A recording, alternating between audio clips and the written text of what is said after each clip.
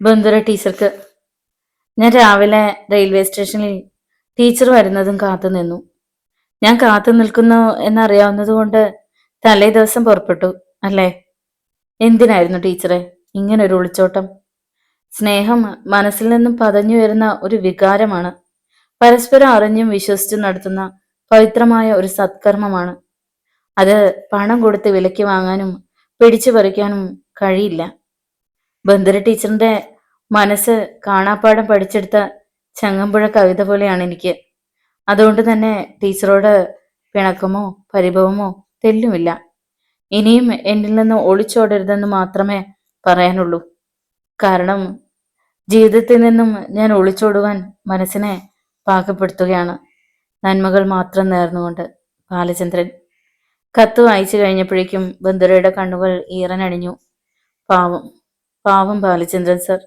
താൻ വരുന്നതും കാത്ത് റെയിൽവേ സ്റ്റേഷനിൽ നിന്ന് വിഷമിച്ചിട്ടുണ്ടാവും. പക്ഷേ തലേ ദിവസം ഞാൻ വീട്ടിൽ നിന്ന് പോരാനുണ്ടായ കാരണം ബാലചന്ദ്രൻ സാറിന് അറിയില്ല. തനിക്കത് പറയാനുമാവില്ല.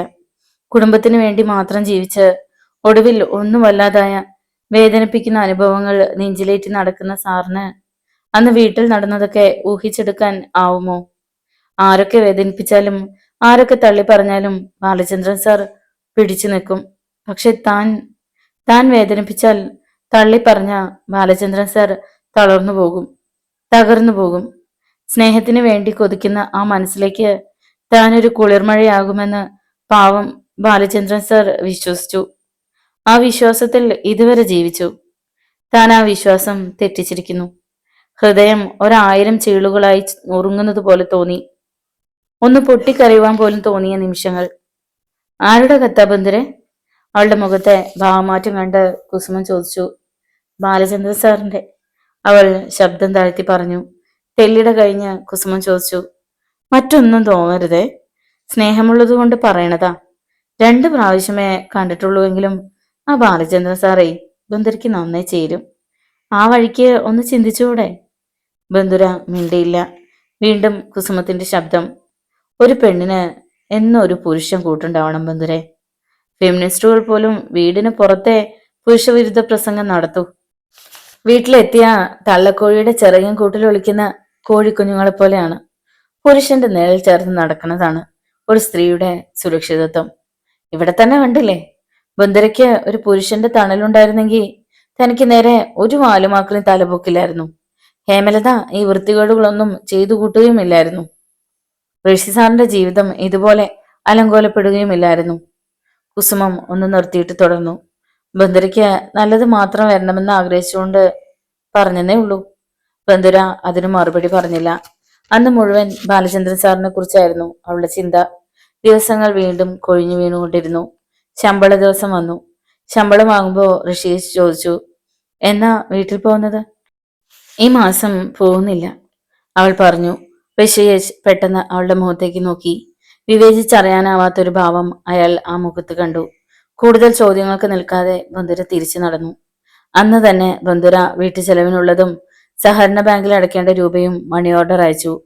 ജോലി തിരക്ക് കാരണം അവധി കിട്ടിയില്ലെന്ന് വീട്ടിലേക്ക് കത്തെഴുതുകയും ചെയ്തു. 1-2 മാസങ്ങൾ കൂടി കടന്നുപോയി. ബന്ധുര വീട്ടിലേക്ക് പോയതേയില്ല. പോകാൻ മനസ്സ് അനുവദിച്ചില്ല. ഇതിനിടയിൽ കൃഷ്ണപ്രിയയുടെ 2 കത്തുകൾ വന്നു. രണ്ടിലും ബന്ധുര ചെല്ലാത്തതിലുള്ള പരിഭവവും പരാതിയും സങ്കടങ്ങളുമായിരുന്നു. പിന്നെ വീടും സ്ഥലവും ഭാഗം ചെയ്യണമെന്ന് പറഞ്ഞ് ഇന്ദുലേഖയും വിശ്വജിത്തും വീട്ടിൽ വന്ന് നിരന്തരം ശല്യപ്പെടുത്തുന്ന വിവരവും എഴുതിയിരുന്നു.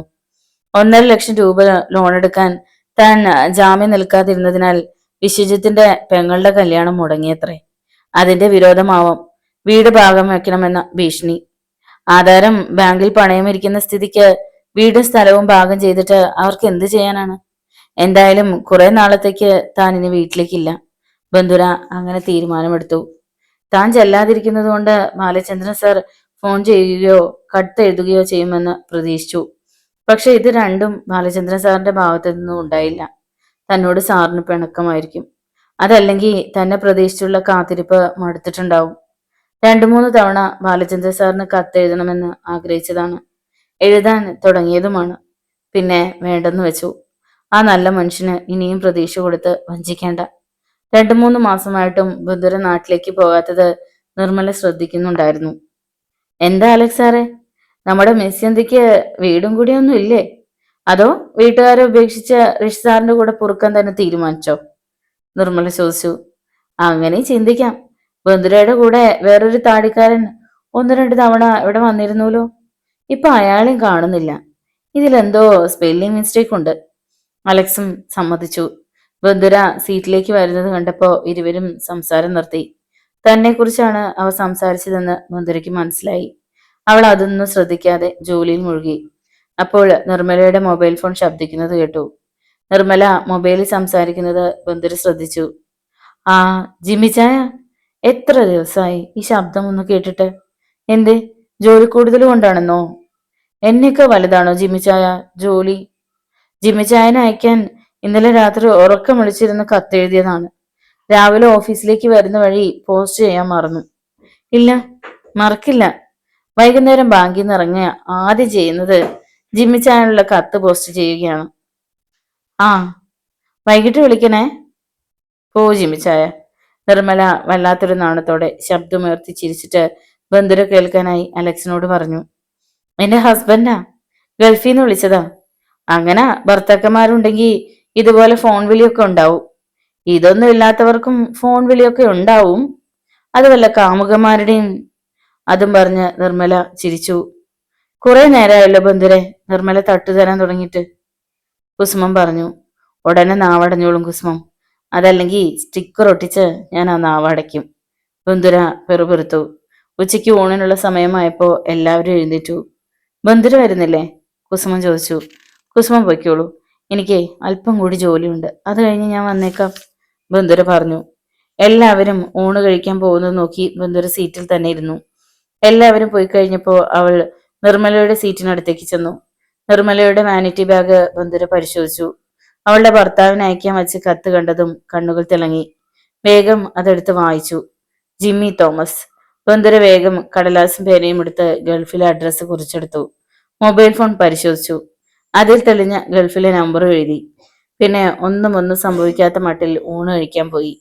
ഇടയ്ക്കിടെ അവൾ നിർമ്മലയെ ശ്രദ്ധിക്കുന്നുണ്ടായിരുന്നു. വീട്ടിൽ പോകാത്തതിന്റെ അറിയാനുണ്ട്. നല്ലോണം ചീർത്ത് വരുന്നുണ്ട്.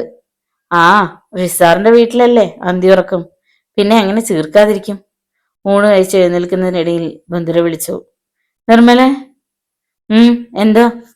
നിർമ്മല അലക്ഷ്യഭാവത്തിൽ തിരക്കി. ഹാ, ഇങ്ങ് വന്നേടോ, ഒരു രഹസ്യം പറയാനാ.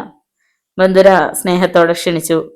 നിർമ്മല അവൾക്കടുത്തേക്ക് ചെന്നതും ബന്ധുര എച്ചിൽ കൈ ഉയർത്തി അവളുടെ കവളിൽ ശക്തിയിലൊന്ന് പൊട്ടിച്ചു. അപ്രതീക്ഷിതമായ ആഘാതത്താൽ നിർമ്മല വേയിച്ചുപോയി. എല്ലാവരും അമ്പരപ്പിൽ ബന്ധുരയെ നോക്കി. ബന്ധുരയിൽ നിന്നും ഇങ്ങനെ ഒരു നീക്കമുണ്ടാകുമെന്ന് ആരും നനച്ചതേയില്ല. എടീ, നീ എന്നെ! നിർമ്മല ബന്ധുരയ്ക്ക് നേരെ പാഞ്ഞെടുത്തു. വേണ്ട നിർമ്മലേ, ഇത് നീ എന്നോട് എരന്ന് വാങ്ങിയതാ. ഒരിക്കൽ നീ പറഞ്ഞല്ലോ നിന്റെ ഭർത്താവ് ഗൾഫിലായതുകൊണ്ട് നിന്റെ കുടുംബം തകർക്കാൻ പറ്റില്ലാന്ന്. നിന്റെ ഭർത്താവിന്റെ അഡ്രസ്സ് ആർക്കും അറിയില്ലാന്ന്. ഇതാ, ഇത് തന്നെയാണോ ഒന്ന് വായിച്ചു നോക്ക്. ബന്ധുര അവൾക്ക് നേരെ കടലാസ് നീട്ടി. നിർമ്മല ഹൃദയസ്പന്ദനം നിലച്ച പോലെ നിന്നുപോയി. തന്റെ ഭർത്താവിന്റെ ഗൾഫിലെ അഡ്രസ്സും ഓഫീസിലെ ഫോൺ നമ്പറും. കർത്താവേ, അവള് നെഞ്ചിൽ കൈവച്ചു പോയി. ഇനി മര്യാദയ്ക്ക് അടങ്ങി ഒതുങ്ങി ജീവിച്ചാ നിനക്ക് നല്ലത്. അതല്ലെങ്കിൽ നിന്റെ കുടുംബം ഞാൻ കുളം തോണ്ടും. മനസ്സിലായോടി? പറഞ്ഞതും ബന്ധുര പുറത്തേക്കിറങ്ങി. ബന്ധുരയുടെ ആ പ്രവൃത്തി എല്ലാവർക്കും നന്നേ ഇഷ്ടപ്പെട്ടു. പിന്നെ 4-5 ദിവസത്തേക്ക് നിർമ്മല ബാങ്കിൽ വന്നതേയില്ല. നാണക്കേടുകൊണ്ട് പനി പിടിച്ച് കിടപ്പായിരിക്കും പാവം. കുസുമം അതും പറഞ്ഞ് അമർത്തി ചിരിച്ചു. അന്ന് ഉച്ച കഴിഞ്ഞ നേരം. എല്ലാവരും 5 മണിയാകാൻ കാത്തിരിക്കുകയാണ്. പിറ്റേ ദിവസം പബ്ലിക് ഹോളിഡേ ആണ്. ബന്ധുരയ്ക്ക് ഇന്ന് വീട്ടിൽ പോകാനാണെങ്കിൽ ലാഭമാണ്.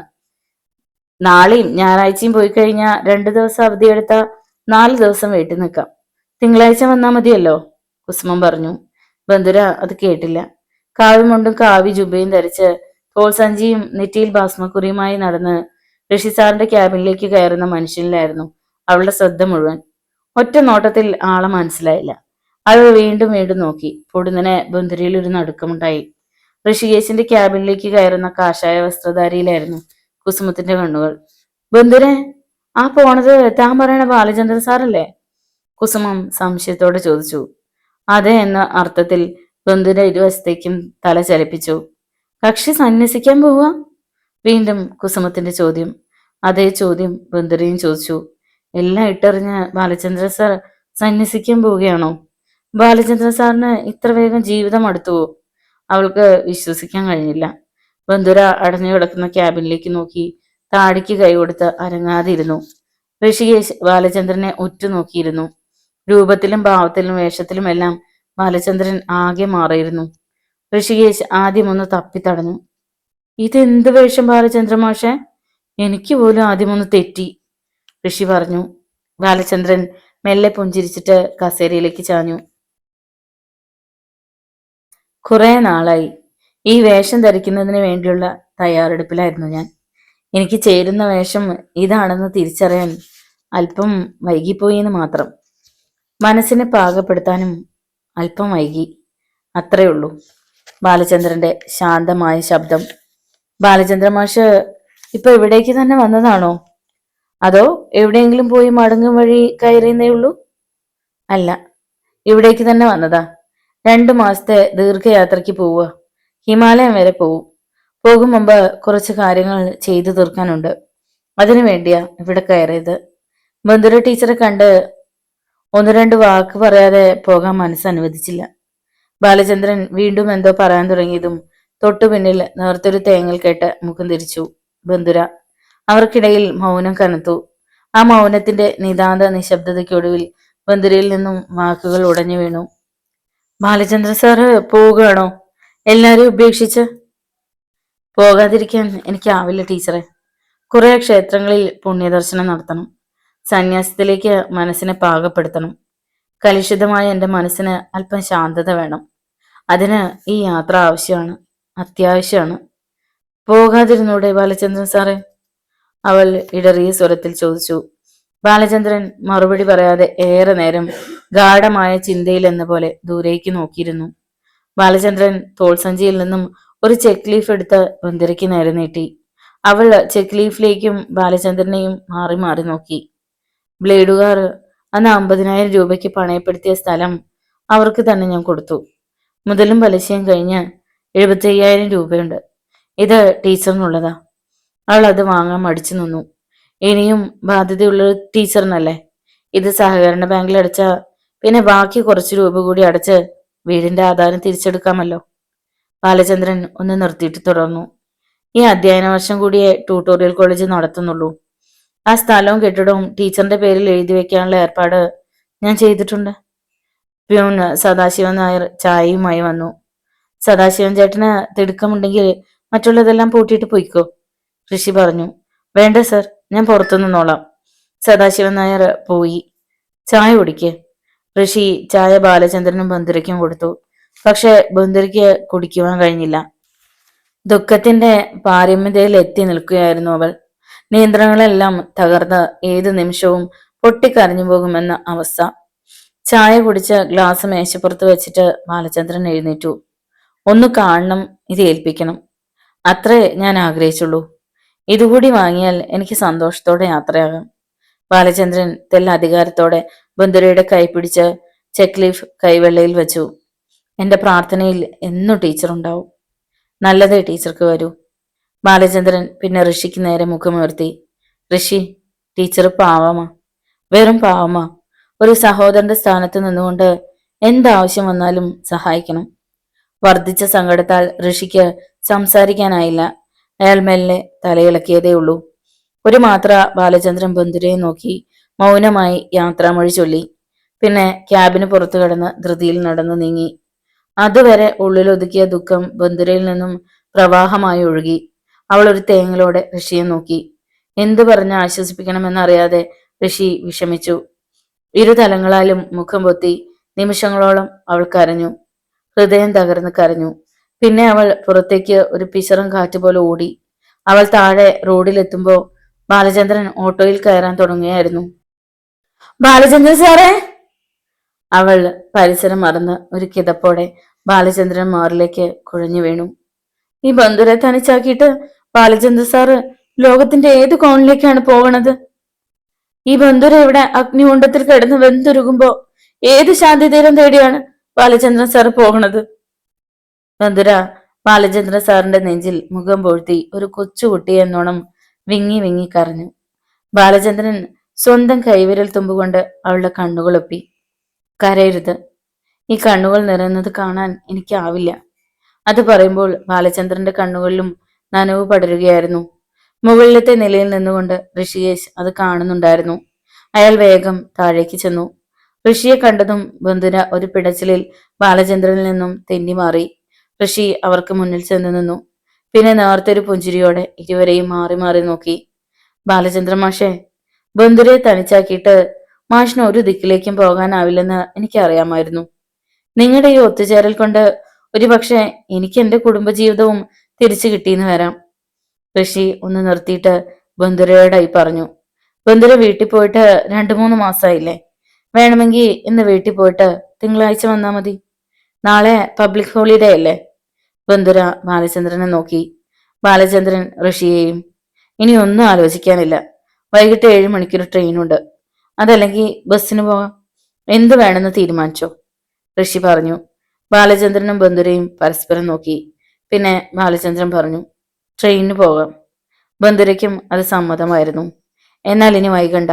ബന്ധുരയ്ക്ക് ഹോസ്റ്റലിൽ നിന്ന് ഡ്രസ്സൊക്കെ എടുക്കണോ? കയറ്, ഞാൻ ഡ്രോപ്പ് ചെയ്യാം. ഋഷി കാറിൽ കയറി. ബാലചന്ദ്രനും ബന്ധുരയും പിന്നാലെ കയറി. വർക്കിംഗ് വിമൻസ് ഹോസ്റ്റലിന് മുന്നിൽ കാർ നിർത്തുമ്പോൾ ഋഷി ചോദിച്ചു, ഞാനിവിടെ വെയിറ്റ് ചെയ്യണോ? വേണമെങ്കിൽ റെയിൽവേ സ്റ്റേഷനിൽ കൊണ്ടുവിടാം. വേണ്ട ഋഷി, 7 മണിക്കല്ലേ ട്രെയിൻ. അതുവരെ ഋഷി ബുദ്ധിമുട്ടുണ്ട്, ബാലചന്ദ്രൻ പറഞ്ഞു. ഋഷി ബാലചന്ദ്രന്റെ ഇരു കൈകളും കൂട്ടിപ്പിടിച്ചു. ഒത്തിരി നന്ദിയുണ്ട് മാഷെ. ബന്ധുരയുടെ മാത്രല്ല, എന്റെയും കൂടി ജീവിതമാ മാഷ് രക്ഷിച്ചത്. ഇനിയിപ്പോ കുറെ നാളത്തേക്ക് ഞങ്ങൾക്കെതിരെ അപവാദം പറഞ്ഞു നടക്കുന്നവർക്ക് വിശ്രമിക്കേണ്ടി വരും. ഋഷി ചിരിച്ചു. കല്യാണം അറിയിച്ചില്ലെങ്കിലും അത് കഴിഞ്ഞ് ഇവിടെ ബന്ധുരയോടൊപ്പം മാഷ് വരണം. എന്റെ വക ഒരു സ്നേഹവിരുന്ന്. തീർച്ചയായും വരും ഋഷി. ബന്ധുരെ, wish you all the best. Rishi കാറിൽ കയറി. ബന്ധുരയും ബാലചന്ദ്രനും ഹോസ്റ്റലിലേക്ക് കയറി. ബാലചന്ദ്രൻ സാറ് എവിടെ ഇരിക്കെ, ഞാൻ ഉടനെ വരാം. അവൾ അതും പറഞ്ഞ് സ്റ്റെപ്പ് കയറി മുകളിലേക്ക് പോയി. ബാലചന്ദ്രൻ ടീപ്പോയിൽ കിടന്ന വാരിക മറിച്ചു നോക്കിക്കൊണ്ടിരുന്നു. ഹോസ്റ്റലിൽ താമസിക്കുന്ന പെൺകുട്ടികൾ കൗതുകത്തോടെ കാഷായ വസ്ത്രധാരിയായ ബാലചന്ദ്രനെ നോക്കി. ബന്ധുര ബ്രീഫ് കേസുമായി വന്നു. പോകാം. ബാലചന്ദ്രൻ എഴുന്നേറ്റു. ബന്ധുര അയാൾക്ക് പിന്നാലെ നടന്നു. സമയം പോകാൻ വേണ്ടി ടൗൺ വരെ അവർ നടന്നു. ഹോട്ടലിൽ നിന്ന് ഭക്ഷണം കഴിക്കുമ്പോൾ അയാൾ ചോദിച്ചു, ടീച്ചറിന്റെ വീട്ടിൽ നമ്മുടെ ബന്ധം എതിർക്കും അല്ലേ? ബാലചന്ദ്ര സാറ് പണ്ട് പറഞ്ഞതുപോലെ ഞാൻ കല്യാണം കഴിച്ചു പോയാ ഇപ്പോഴത്തെ വരുമാനം നിൽക്കുമോ എന്നുള്ള ഭയമാണ്. ഇന്ദുലേഖയാ അമ്മയെ പറഞ്ഞു തിരിച്ചത്. അവൾ പതിയെ പറഞ്ഞു, സാരമില്ല, ടീച്ചർ എന്നോടൊപ്പം ജീവിച്ചതുകൊണ്ട് ഒരു നഷ്ടവും വരില്ലെന്നറിയുമ്പോൾ എതിർപ്പൊക്കെ മാറിക്കൊള്ളും. അവർ ഭക്ഷണം കഴിച്ചിറങ്ങി. റെയിൽവേ സ്റ്റേഷനിൽ നല്ല തിരക്കായിരുന്നു. ട്രെയിൻ വരുന്നത് അറിയിച്ചിട്ടുള്ള അനൗൺസ്മെന്റ് മുഴങ്ങി. നടക്ക്. ബാലചന്ദ്രൻ ബന്ധുരയുടെ കൈ പിടിച്ച് തിരക്കിലൂടെ മുന്നോട്ട് നടന്നു. ട്രെയിൻ ഇരമ്പലോടെ വന്നു നിന്നു. ട്രെയിനിലേക്ക് കയറുമ്പോഴും ബാലചന്ദ്രൻ അവളുടെ കയ്യിൽ മുറുകെ പിടിച്ചു. ട്രെയിൻ സ്റ്റേഷൻ വിട്ടത് അവൾ അറിഞ്ഞില്ല. ഏതോ സ്വപ്നലോകത്തായിരുന്നു ബന്ധുര. ബാലചന്ദ്രനും ഏതോ ഓർമ്മകളിൽ മുഴുകിയിരുന്നു. ട്രെയിൻ ഏതൊക്കെയോ സ്റ്റേഷനുകളിൽ നിർത്തുകയും പിന്നെ മുന്നോട്ട് പോവുകയും ചെയ്തു. ബന്ധുര മയക്കത്തിലേക്ക് വഴുതി വീണു. ബാലചന്ദ്രന്റെ തോളിലേക്ക് അവൾ ചാഞ്ഞു കിടന്നു. പിറ്റേന്ന് സന്ധ്യയ്ക്ക് മുമ്പേ അവർ നാട്ടിലെത്തി. റെയിൽവേ സ്റ്റേഷനിൽ ഇറങ്ങുമ്പോൾ ബാലചന്ദ്രൻ ചോദിച്ചു, തനിച്ചു പോകോ അതോ വീട് വരെ ഞാൻ വരണോ? വേണ്ട, ഞാൻ നാളെ വീട്ടിൽ വന്ന് അമ്മയോട് സംസാരിക്കാം. ലളിതമായ ചടങ്ങ് മതി. രജിസ്റ്റർ ഓഫീസിൽ വെച്ച പോരെ? ബാലചന്ദ്രൻ ഓട്ടോയിലേക്ക് കയറി. പിന്നാലെ ബന്ധുരയും. ടൗണിലെത്തിയപ്പോ ബാലചന്ദ്രൻ ഇറങ്ങി. നാളെ രാവിലെ ഞാൻ വീട്ടിൽ വരും, മറക്കരുത്, അയാൾ ഒരിക്കൽ കൂടി ഓർമ്മിപ്പിച്ചു. പിന്നെ ട്യൂട്ടോറിയൽ കോളേജിലേക്കുള്ള വഴിയെ നടന്നു. ബന്ധുര വരുന്നത് ആദ്യം കണ്ടത് കൃഷ്ണപ്രിയയാണ്. അവൾ വർദ്ധിച്ച സന്തോഷത്തോടെ അകത്തേക്ക് നോക്കി ഉറക്കെ വിളിച്ചു പറഞ്ഞു, അമ്മേ, ദാ ബന്ധുരേച്ചി വരണു. പറഞ്ഞതും അവൾ മുറ്റത്തേക്ക് ഓടിയിറങ്ങി. ബന്ധുരയെ കെട്ടിപ്പിടിച്ചു. എന്റെ ബന്ധുരേച്ചി, ഞാൻ കരുതി ഞങ്ങളൊക്കെ മറന്നൂന്ന്. ഓരോ മാസവും ചേച്ചി വരുന്നത് നോക്കി ഞാൻ ഈ മുറ്റത്ത് നിൽക്കായിരുന്നു. കൃഷ്ണപ്രിയയ്ക്ക് കരച്ചിൽ വന്നു. ഏയ്, നിങ്ങളൊക്കെ മറക്കാൻ ഈ ബന്ധുരേച്ചിക്ക് കഴിയോ കൃഷ്ണേ? കൃഷ്ണപ്രിയയെ ചേർത്ത് വെച്ചുകൊണ്ട് ബന്ധുര വരാന്തയിലേക്ക് കയറി. അപ്പോഴേക്കും ദേവകിയമ്മ വാതിൽക്കലെത്തി. എന്റെ ബന്ധുരെ, എന്നാലും നീ ഞങ്ങളോട് ഇത് ചെയ്തല്ലോടി. ഞങ്ങൾ എന്ത് തെറ്റ് ചെയ്തിട്ടാ നീ ഇങ്ങോട്ട് വരാതിരുന്നത്? ദേവകിയമ്മ പരിഭവിച്ചു. അപ്പോൾ അകത്തെ മുറിയിൽ നിന്നും ഇന്ദുലേഖയുടെ മുനവെച്ച വാക്കുകൾ. ഇങ്ങോട്ട് വന്നാ ഞാൻ വല്ലതും ആവശ്യപ്പെടുമല്ലോ എന്ന് കരുതിയിട്ടാ. വലിയ ഉദ്യോഗക്കാരിയല്ലേ. പക്ഷെ ആരുടെ മുന്നിൽ കൈനീട്ടേണ്ടി വന്നാലും ഈ നശിച്ചവളുടെ മുന്നിൽ ഇന്ദുലേഖ കൈനീട്ടില്ല. അകത്തേക്ക് കയറാൻ തുടങ്ങിയ ബന്ധുര പാദങ്ങൾ ചെളിയിൽ പുതഞ്ഞതുപോലെ നിശ്ചലം നിന്നുപോയി. ബന്ധുര അമ്മയെയും കൃഷ്ണപ്രിയയും ദയനീയമായി നോക്കി. ഇന്ദുവിനെ പ്രസവത്തിന് കൊണ്ടുവന്നു. അടുത്ത മാസമാണ് ഡോക്ടർ പറഞ്ഞിരിക്കുന്നത്. ദേവകിയമ്മ പതിയെ പറഞ്ഞു. ബന്ധുരേച്ചി ലോൺ എടുത്തു കൊടുക്കാത്തതുകൊണ്ടേ നാത്തൂന്റെ കല്യാണം മുടങ്ങി. അതിന്റെ ദേഷ്യ. ഇവിടെ വന്നപ്പോ മുതൽ ചെവിതല കേൾപ്പിച്ചിട്ടില്ല. കൃഷ്ണപ്രിയ അടക്കിയ ശബ്ദത്തിൽ പറഞ്ഞു. ബന്ധുര ഒന്നും ഉരിയാടാതെ അകത്തേക്ക് കയറി. കൃഷ്ണൻ, ഞാനൊന്ന് കുളിച്ചിട്ട് വരാം, വല്ലാത്ത ക്ഷീണം. ബന്ധുര സോപ്പും തോർത്തുമായി വീടിന്റെ പിന്നാമ്പുറത്തേക്ക് ഇറങ്ങി.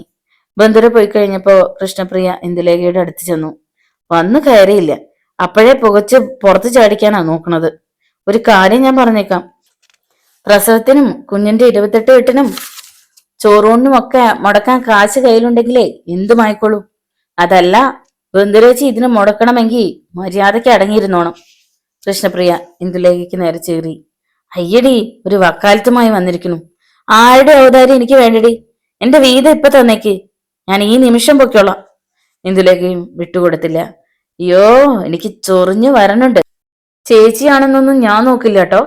വയറും വെറുപ്പിച്ച് വന്നപ്പോ ബന്ധുരേച്ചി ഇല്ലായിരുന്നെങ്കിൽ കാണാമായിരുന്നു തന്തയില്ലാത്ത കുഞ്ഞിനെ പ്രസവിക്കണത്. കൃഷ്ണപ്രിയയ്ക്ക് ദേഷ്യം അടക്കാനായില്ല. ബഹളം കേട്ട് ദേവകിയമ്മ അവിടേക്ക് വന്നു.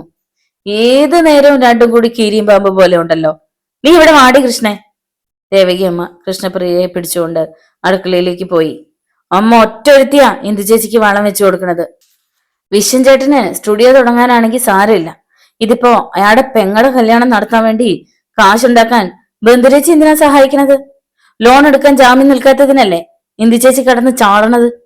കൃഷ്ണപ്രിയ കോപതാപങ്ങളാൽ ജ്വലിച്ചു.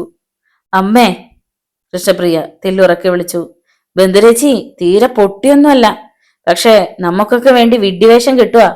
അതുകൊണ്ടാ മനസ്സിൽ ഒത്തിരി മോഹങ്ങൾ ഉണ്ടായിട്ടും അമ്മ പറഞ്ഞത് അനുസരിച്ചത്. അതല്ല, ബന്ധുരേച്ചി ബാലചന്ദ്ര സാറിന്റെ കൂടെ ഇറങ്ങിപ്പോയിരുന്നെങ്കിൽ അമ്മ എന്തു ചെയ്യുമായിരുന്നു? എന്നിട്ടും ആ പാവത്തിനെ. ബന്ധുരെ, ഊണ് വിളമ്പി, വന്ന് കഴിക്ക്, ദേവകിയമ്മ വിളിച്ചു പറഞ്ഞു. ബന്ധുര വേഷം മാറി വന്നു. ഇന്ദുലേഖയെ ചെന്ന് വിളിച്ചു. ഇന്ദു, ഊണ് കഴിക്കാൻ നീ വരണില്ലേ? ഓ, ഇപ്പൊ വേണ്ടായേ. പത്രാസുള്ള ജോലിക്കാരികളൊക്കെ ആദ്യത്തെ പന്തിയിലിരിക്കെ. ഞാനൊക്കെ പാവപ്പെട്ടവളാ, അവസാനം ഇരുന്നോളാം. ഇന്ദുലേഖ മുഖം ചുളിച്ചു. ബന്ധുര പിന്നൊന്നും മിണ്ടിയില്ല. അവൾ നേരെ അടുക്കളയിലേക്ക് പോയി. ഊണ് കഴിച്ചുകൊണ്ടിരിക്കുമ്പോ ബന്ധുര സങ്കടത്തോടെ ചോദിച്ചു. ഇന്ദുവിന് അത് എന്ത് പറ്റിയമ്മേ? അവളോട് ഞാൻ എന്ത് തെറ്റാ ചെയ്തത്? നീ ജാമ്യം നിന്ന് 1.5 ലക്ഷം രൂപ വാങ്ങിക്കൊടുക്കുമെന്ന് ഇന്ദു വിശ്വജിത്തോടും അവന്റെ അമ്മയോടും വാക്ക് പറഞ്ഞതാ. നീ അതിന് സമ്മതിക്കാതെ വന്നപ്പോ ആ വീട്ടിൽ ഇന്ദുവിന് വിലയില്ലാതായില്ലേ? അതാ കാര്യം, ദേവികമ്മ പറഞ്ഞു. ബന്ധുര വേഗം ഊണ് കഴിച്ചു. ഞാൻ കിടക്കുക, നല്ല ക്ഷീണം. ബന്ധുരജി ഉറങ്ങിയോ? കൃഷ്ണപ്രിയ അവളെ മുട്ടിയുരുമ്മി കിടന്നുകൊണ്ട് ചോദിച്ചു. ഇല്ല. ബന്ധുരയുടെ പതിഞ്ഞ ശബ്ദം. ബന്ധുരേച്ചി എന്താ ഇത്രയും നാളും വരാതിരുന്നത്? എന്നോടും പിണക്കാം? കൃഷ്ണപ്രിയ ചോദിച്ചു. നിന്നോട് പിണങ്ങാൻ ബന്ധുരേച്ചിക്ക് കഴിയോ? ബന്ധുര വലതുകൈ നീട്ടി അവളെ ചുട്ടിപ്പിടിച്ചുകൊണ്ട് പറഞ്ഞു. നിന്നെ ഇന്ദുവിനെ അമ്മേനെയും മറന്ന് എനിക്കൊരു ജീവിതമുണ്ട് മോളെ. പിന്നെന്താ ബന്ധുരേച്ചി 2-3 മാസം വരാതിരുന്നത്? വെറുതെ എന്തിനാ അവധിയെടുത്ത് കളയുന്നത്? പിന്നെ യാത്രാ ചെലവും. ഇപ്പൊ നമ്മൾ ഒത്തിരി ബുദ്ധിമുട്ടിയല്ലേ ജീവിക്കണത്. പാഴാക്കി കളയാൻ നമ്മുടെ കയ്യിൽ പണമുണ്ടോ? കൃഷ്ണപ്രിയ പിന്നൊന്നും ചോദിച്ചില്ല. ബാലചന്ദ്രൻ സാറ് നാളെ വരുമെന്ന കാര്യമൊക്കെ രാവിലെ പറയാമെന്ന് കരുതി അവൾ മിണ്ടിയില്ല. ബന്ധുര മെല്ലെ മയക്കത്തിലേക്ക് വഴുതി വീണു. നേരം പുലർന്നു. ഉറക്കമുണർന്ന ബന്ധുര കൃഷ്ണപ്രിയയെ കുലുക്കി വിളിച്ചു. കൃഷ്ണ, എണീക്ക്, നീ അമ്പലത്തിൽ വരണുണ്ടോ? കൃഷ്ണപ്രിയ ചാടി എണീറ്റു. ബന്ധുര കുളിച്ച് വേഷം മാറി വന്നപ്പോഴേക്കും കൃഷ്ണപ്രിയയും കുളി കഴിഞ്ഞു വന്നു. അവർ അമ്പലത്തിലേക്ക് പോകാൻ ഇറങ്ങുന്നത് കണ്ടപ്പോ ഇന്ദുലേഖ പെറുപെറുത്തു. രണ്ടിന്റെയും പോക്ക് കണ്ടില്ലേ? ഉദ്യോഗക്കാരിയെ ചുറ്റിപ്പറ്റി നടന്ന രക്ഷയുണ്ടെന്ന് അറിയാം. അതുകൊണ്ടാ കൃഷ്ണ നിഴല് പോലെ നടക്കണത്. അത് കേട്ട് കൃഷ്ണപ്രിയ തിരിഞ്ഞു നിന്നതാണ്. ബന്ധുര അവളുടെ കൈ പിടിച്ച് വലിച്ചു നടന്നു. അവൾ എന്തേലും പറഞ്ഞോട്ടെ കൃഷ്ണേ, നമ്മൾ കേട്ടതായി ഭാവിക്കാതിരുന്നാ മതി. പ്രസവത്തിന് വന്ന അന്ന് തുടങ്ങിയതാ ബന്ധുരച്ചി. തൊട്ടതിനും പിടിച്ചതിനും ഒക്കെ കുറ്റം പറിച്ചില്ല. ഇക്കണക്കിന് നല്ലൊരു കെട്ടിയോനെ കിട്ടിയിരുന്നെങ്കിൽ ആകാശം ഇളക്കി മറിച്ചാനെ. കൃഷ്ണപ്രിയ പുലമ്പി. അമ്പലത്തിൽ നിന്നും തിരിച്ചു വീട്ടിലെത്തിയപ്പോ ദേവകിയമ്മ പ്രഭാത ഭക്ഷണം തയ്യാറാക്കിയിരുന്നു. കാപ്പി കുടിക്കാനിരുന്നപ്പോ ബന്ധുര ചോദിച്ചു, ഇന്ദു വല്ലതും കഴിച്ചോ അമ്മേ? അവള് നേരത്തെ കഴിച്ചു. ദേവകിയമ്മ അടുക്കളയിൽ നിന്ന് പുറത്തിറങ്ങാൻ തുടങ്ങിയപ്പോ ബന്ധുര ശബ്ദം താഴ്ത്തി വിളിച്ചു, അമ്മേ. ദേവകിയമ്മ തിരിഞ്ഞു നിന്നു. അമ്മയോട് ഒരു കാര്യം പറയാനുണ്ടായിരുന്നു. ദേവകിയമ്മ അടുത്തേക്ക് ചെന്നു. എന്താണ് പറയുന്നതെന്ന് അറിയാനുള്ള ജിജ്ഞാസയോടെ കൃഷ്ണപ്രിയ ബന്ധുരയെ ഉറ്റുനോക്കി. ഇന്ന് ബാലചന്ദ്ര സാർ ഇവിടേക്ക് വരും. എന്താ കാര്യം? പെട്ടെന്ന് ദേവകിയമ്മ ചോദിച്ചു. ബാലചന്ദ്രൻ സാറ് എന്ന് കേട്ടതും ഇന്ദുലേഖ കിടക്കയിൽ നിന്ന് ചാടി എഴുന്നേറ്റു. അടുക്കളവാതിൽ മറഞ്ഞു നിന്ന് കാതു കുറിപ്പിച്ചു. ബന്ധുര തുടർന്നു, അമ്മയോട് എന്തോ സംസാരിക്കണമെന്ന്. കല്യാണക്കാരിയാ. ദേവകിയമ്മയിൽ വല്ലാത്തൊരു നടുക്കമുണ്ടായി. ബാലചന്ദ്രൻ സാർ അവിടെ ചെന്നത് ബന്ധുര അറിയിച്ചിട്ടായിരിക്കും. ബന്ധുരയുമായുള്ള വിവാഹക്കാരൻ സംസാരിക്കാനാവും വരുന്നത്. ദൈവമേ, എല്ലാ കണക്കുകൂട്ടലുകളും തകരുമല്ലോ. ദേവകിയമ്മ പകപ്പോടെ ബന്ധുരയെ നോക്കി. മോളെ ബന്ധുരെ, ഞാൻ നിന്നോട് അന്നേ എല്ലാം പറഞ്ഞതല്ലേ. ഈ കുടുംബത്തിന് ആശ്രയിക്കാൻ നീ മാത്രമേ ഉള്ളൂ. ബാങ്കിലെ കടം ഇനിയും തീർത്തിട്ടില്ല. ഈ വീടും സ്ഥലവും ബാങ്കുകാർ കൊണ്ടുപോകാനുള്ള അവസ്ഥ നിനക്കറിയരുതോ? ബാങ്കിലെ വായ്പ അടക്കാൻ 75,000 രൂപ ബാലചന്ദ്രൻ സാർ തന്നിട്ടുണ്ട്. ബാക്കി കുറച്ച് രൂപയല്ലേ ഉള്ളൂ. അത് ഞാൻ അടച്ചു തീർത്തോളാം. ബാലചന്ദ്രൻ സാറിന്റെ പേരിലുണ്ടായിരുന്ന വീട് സ്ഥലം വിറ്റുകിട്ടിയ രൂപയാണ്. അവൾ ചെക്ക് ദേവകിയമ്മയെ കാണിച്ചു. ദേവകിയമ്മ 4-5 നിമിഷം എന്തോ ചിന്തിച്ചിരുന്നിട്ട് സങ്കടത്തോടെ പറഞ്ഞു, ബാങ്കിലെ കടം മാത്രമല്ലല്ലോ ബന്ധുരെ, അടുത്ത മാസം ഇന്ദുവിന്റെ പ്രസവമല്ലേ, അതിനും ചെലവില്ലേ. പിന്നെ കൃഷ്ണയെ കൂടി എവിടെയെങ്കിലും ഇറക്കി വിടണ്ടേ മോളെ. അതിനു മുമ്പ് നീ. അതുവരെ നിശബ്ദം എല്ലാം കേട്ടിരുന്ന കൃഷ്ണപ്രിയ മുറുമുറുത്തു. എല്ലാ ബാധ്യതകളും തീർത്തു വരുമ്പോഴേക്കും ബന്ധുരേച്ചി പെൻഷൻ പറ്റി മൂത്ത് നരച്ചിരിക്കും. ഇത്രയും സ്വാർത്ഥത പാടില്ലമ്മേ. നീ മിണ്ടാതിരിക്കുക കൃഷ്ണൻ. നിന്നോട് ആരും അഭിപ്രായം ചോദിച്ചിട്ടില്ല. ദേവികയമ്മ അവളോട് ദേഷ്യപ്പെട്ടു. ഞാനൊന്നും മറന്നിട്ടില്ല അമ്മേ. കല്യാണം കഴിച്ചു എന്ന് കരുതി ഉത്തരവാദിത്തങ്ങളിൽ നിന്നും ഞാൻ ഓടി ഒളിക്കില്ല. ബാലചന്ദ്ര സാറ് ഒന്നിനൊരു തടസ്സമാവുകയില്ല. അവൾ അതും പറഞ്ഞ് അടുക്കളയിൽ നിന്നും പുറത്തിറങ്ങി. പിന്നാലെ കൃഷ്ണപ്രിയയും. അവർ പോയതും ഇന്ദുലേഖ ദേവകിയമ്മയുടെ അടുത്ത് ചെന്നു. അമ്മേ, ആ 75,000 രൂപ എനിക്ക് തരാം അമ്മ ബന്ധുരേച്ചിയോട് ഒന്ന് പറയും. വെറുതെ വേണ്ട, ഇവിടുത്തെ എന്റെ വീതായിട്ട് തന്നാ മതി. ദേവകിയമ്മ മറുപടി പറഞ്ഞില്ല. എന്താ അമ്മയൊന്നും മിണ്ടാത്തെ? അതോ അമ്മയും ബാങ്ക് ഉദ്യോഗസ്ഥയുടെ കൂടെ കൂടിയോ? ഇന്ദുലേഖ ഒന്ന് നിർത്തിയിട്ട് ദേവകിയമ്മയുടെ അടുത്തേക്ക് നീങ്ങി നിന്നു. ദേ അമ്മ, ഞാനൊരു കാര്യം പറയാം. ഒരിക്കലും ഈ കല്യാണത്തിന് സമ്മതിച്ചേക്കരുത്. അമ്മ സമ്മതിക്കാൻ വേണ്ടി ബന്ധുരേച്ചി പലതും പറഞ്ഞെന്നിരിക്കും. അമ്മ അതൊന്നും വിശ്വസിക്കരുത്. കല്യാണം കഴിച്ച് പോയി കഴിഞ്ഞാൽ ബന്ധുരേച്ചി ഇങ്ങോട്ട് തിരിഞ്ഞു നോക്കില്ല. നീ വെറുതെ തോന്നിയാസങ്ങൾ പറയാതെ. ബന്ധുര അപ്പുറത്തുണ്ട്, അവള് കേൾക്കും. ദേവകിയമ്മ ശബ്ദം താഴ്ത്തി പറഞ്ഞു. ഞാനൊന്നും പറയണില്ല. അമ്മ കല്യാണത്തിന് സമ്മതിച്ചോ, എനിക്കെന്താ. പക്ഷെ അതിനു മുമ്പ് ബാലചന്ദ്രൻ സാറ് കൊടുത്ത 75,000 രൂപ എനിക്ക് വാങ്ങിത്തരണം. വീട് സ്ഥലം ഭാഗം ചെയ്യാൻ പറഞ്ഞപ്പോ ആധാരം ബാങ്കിലാണെന്നല്ലേ പറഞ്ഞത്? അത് ബാങ്കിൽ ഇരുന്നോട്ടെ. ഞാൻ എന്റെ അവകാശം വാങ്ങിയതായി എഴുതി തന്ന പോരെ. ഇന്ദുലേഖ വീണ്ടും എന്തോ പറയാൻ തുടങ്ങിയതും കൃഷ്ണപ്രിയയെ കണ്ട് വാക്കുകൾ വിഴുങ്ങി. അവൾ അടുക്കളയിൽ അമ്മയ്ക്കൊപ്പം നിന്നു. താൻ ഇവിടെ നിന്ന് പോയാൽ ഇന്ദു ചേച്ചി ഇനിയും എന്തെങ്കിലും പറഞ്ഞ് അമ്മയെ തിരിപ്പിക്കുമെന്ന് കൃഷ്ണപ്രിയയ്ക്ക് അറിയാമായിരുന്നു. ഏറെ നേരം കഴിഞ്ഞിട്ടും കൃഷ്ണപ്രിയ പോകുന്നില്ലെന്ന് കണ്ടപ്പോ ഇന്ദുലേഖ എന്തൊക്കെയോ പെറുപുറത്തുകൊണ്ട് മുറിയിലേക്ക് പോയി. കൃഷ്ണപ്രിയ ഉള്ളാലെ ചിരിച്ചു. വെറുതെ അവളും അടുക്കളയിൽ അമ്മയെ സഹായിക്കാൻ തുടങ്ങി. ഇടയ്ക്കിടെ അവൾ കിളിവാതിലൂടെ മുറ്റത്തേക്ക് നോക്കിക്കൊണ്ടിരുന്നു. ഒടുവിൽ അവളുടെ കണ്ണുകളിൽ അഗ്നിത്തിളക്കമുണ്ടായി. ബാലചന്ദ്രൻ സർ. അമ്മേ, ഇതാ ബാലചന്ദ്രൻ സാറ് വരുന്നു. വർദ്ധിച്ച സന്തോഷത്തോടെ തെല്ലുറക്കെ പറഞ്ഞിട്ട് കൃഷ്ണപ്രിയ ബന്ധുരയുടെ അടുത്തേക്ക് ഓടി. ബാലചന്ദ്രൻ വരുന്നത് കണ്ട് ബന്ധുര വരാന്തയിലേക്ക് ചെന്നു. അയാൾ ബന്ധുരയെ നോക്കി പുഞ്ചിരിച്ചു. ബാലചന്ദ്രൻ സാർ ഇരിക്കെ, ഞാൻ അമ്മയെ വിളിക്കാം. അവൾ അകത്തേക്ക് കയറി. ബാലചന്ദ്രൻ സാറിനോട് എന്ത് പറയണമെന്നറിയാതെ വിഷമിച്ചു നിൽക്കുകയായിരുന്നു ദേവകിയമ്മ. ഇന്ദുലേഖ അടുത്തു ചെന്ന് തീരെ പതുക്കെ പറഞ്ഞു. അമ്മ ഒരിക്കലും സമ്മതിക്കരുത്. 2-3 വർഷം കഴിയാതെ കല്യാണം നടത്താൻ പറ്റില്ലെന്ന് പറഞ്ഞാൽ മതി. അയാൾ താനെ പോയിക്കോളും. ബന്ധുര വന്നതും ഇന്ദുലേഖ ഒന്നും അറിയാത്തവളെ പോലെ പുറത്തേക്കിറങ്ങി. അമ്മേ, ബാലചന്ദ്രൻ സാറ് വന്നിരിക്കുന്നു, അങ്ങോട്ട് ചെല്ല്. ദേവകിയമ്മ എന്തോ ഓർത്തു നിന്നിട്ട് വരാന്തയിലേക്ക് ചെന്നു. ബാലചന്ദ്രൻ നേർത്തൊരു പുഞ്ചിരിയോടെ എഴുന്നേറ്റു. ഞാൻ വന്നത് എന്തിനാണെന്ന് ടീച്ചർ പറഞ്ഞിട്ടുണ്ടാവും അല്ലേ? ദേവകിയമ്മ മറുപടിക്ക് വാക്കുകൾ കിട്ടാതെ നിന്നതേയുള്ളൂ. ബാലചന്ദ്രൻ തുടർന്നു. എനിക്ക് ടീച്ചറിന് എന്നെയും ഇഷ്ടമാണ്. ഇനിയും കാത്തിരിക്കുന്നതിൽ അർത്ഥമില്ലെന്ന് അറിയാവുന്നതുകൊണ്ട് അതുകൊണ്ടാണ് ഞങ്ങൾ ഇങ്ങനെ ഒരു തീരുമാനം എടുത്തത്. എല്ലാവരുടെയും അനുവാദത്തോടെ കല്യാണം നടത്തണമെന്നാണ് ഞങ്ങളുടെ ആഗ്രഹം. അകത്ത് നിന്നുകൊണ്ട് ഇന്ദുലേഖ ദേവകിയമ്മയെ കണ്ണു കാണിച്ചു. അത് പിന്നെ ബാലചന്ദ്രൻ സാറേ, ഇവിടുത്തെ അവസ്ഥയൊക്കെ സാറിന് അറിയാലോ.